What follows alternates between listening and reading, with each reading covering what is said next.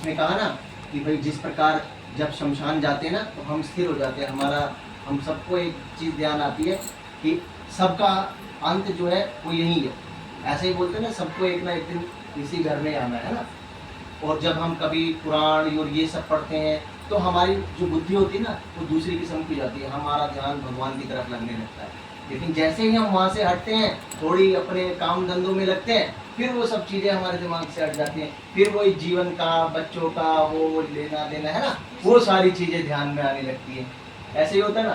तो भगवान ने भी वही कहा है कि जब तक वो कोख में रहता है तब तक तो उसके दिमाग में ये रहता है कि भगवान बस अब मैं जब बाहर निकलूंगा ना तो मैं ऐसे कर्म करूंगा कि मैं सदगति को प्राप्त हूँ, मोक्ष मिल जाए मुझे। लेकिन जब वो बाहर आता है तब बताया कि भाई वो ना चाहने पर भी कोई दूसरा व्यक्ति उसका पालन पोषण करता है ना। अब वो बचपन से लेकर के जब तक मृत्यु नहीं होती अनेक प्रकार के दुखों को भोगता है। बचपन में देखते छोटा बच्चा होता है, रोने लगता है, माँ सोचती है कि इसे भूख लग रही है, भले ही उसे कुछ और परेशानी है, बोल तो पाता नहीं ना, तो माँ क्या करती है, उसे उठाती है, दूध पिलाने लग जाती है, वो थोड़ी देर चुप हो जाता है। ऐसे ही होता है ना।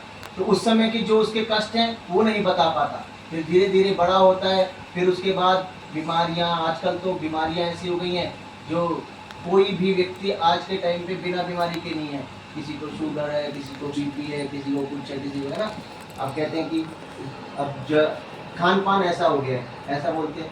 और छोटा बच्चा कई बार अब देखते हैं कि पैदा होता है, पैदा होते ही किसी को शुगर की बीमारी है, किसी को किस चीज़ की बीमारी है। अब उस छोटे बच्चे ने क्या कोई ऐसा खान पान किया है ना? लेकिन वो सारे हमारे कर्मों के फल है। बताया ना कि भगवान ने कि भाई इस जन्म में जो हम कर्म कर रहे हैं ना, तो जितने रह जाएंगे ना, फिर दोबारा जन्म लेकर के जो पिछले कर्म रह गए हैं वो हमें सारे के सारे खत्म करने हैं। और फिर जब जिस जन्म में रह रहे हैं फिर हम कुछ ना कुछ कर्म कर रहे हैं। तो भगवान कह रहे हैं कि मेरी माया से मोहित होकर मनुष्य जो है वो बंधा हुआ है, और वो रोज के रोज वही सब कर्म करेगा, वही घूमता रहेगा, और फिर उसे मनुष्य का जीवन बोला ना कि पाप करेगा, फिर नरक में जाएगा, फिर मृत्यु लोक में आएगा, वही सब घूमता रहेगा। हम कितना भी कोशिश कर ले कुछ नहीं होगा, है ना। लेकिन होगा उतना ही जितना हो सके भगवान का ध्यान करो, जितना हो सके मन से। ऐसा नहीं कि फॉर्मेलिटी ही करनी है, किसी को दिखावा करके तो कुछ नहीं जा रहा। भगवान ने बताया कि सारा कुछ हमारे अंदर ही है ना। जब कह रहे ना कि सूर्य देव है, आत्मा है, ये हमारे अंदर के कर्मों को, अंदर की आत्मा से देख रहे हैं कि क्या हम अच्छा कर रहे हैं, क्या बुरा कर रहे हैं। हम सोचे कि भाई मैं मन से तो अंदर कुछ भी करता हूँ, सामने वालों के आगे मैं बना रहा हूँ बहुत अच्छा हूँ, लेकिन ऐसा नहीं है। आपके अंदर के भी जो सारे जो वो कर्म है ना वो भी नोट हो रहे हैं कहीं ना कहीं, तो उनसे भी पीछे नहीं हट सकते।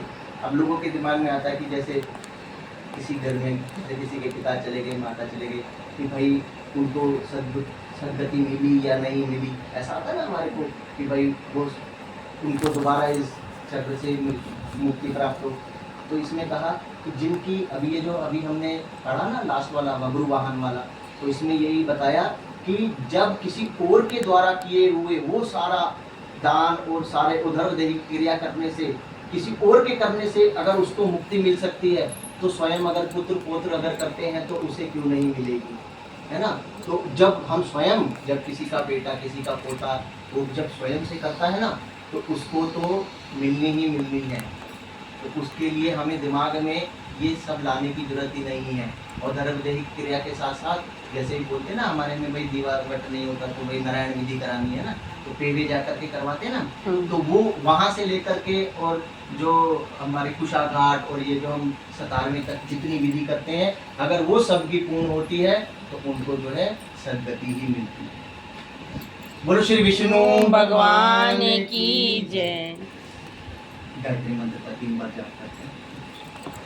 ओम भूर्भुवः स्वः तत्सवितुर्वरेण्यं भर्गो देवस्य धीमहि धियो यो न प्रचोदयात्। ओम भूर्भुवः स्वः तत्सवितुर्वरेण्यं भर्गो देवस्य धीमहि धियो यो न प्रचोदयात्। ओम भूर्भुवः स्वः तत्सवितुर्वरेण्यं भर्गो देवस्य धीमहि धियो यो न प्रचोदयात्। शांति शांति शांति